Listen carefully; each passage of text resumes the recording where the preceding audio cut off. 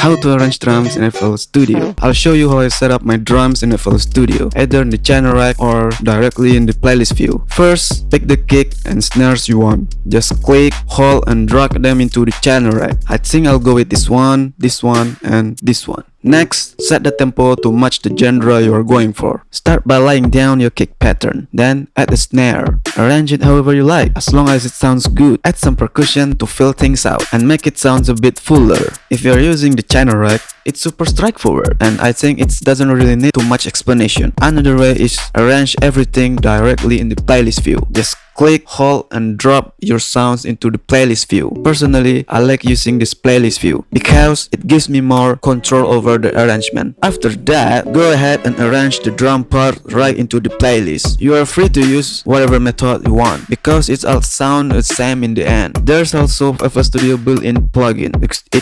It's called FBC, but I don't really use that, so yeah. And that's pretty much to make a basic drum beat with the kick and snares in FL Studio. Super easy, right? If you enjoy tutorial like this, make sure to follow, guys. Thanks!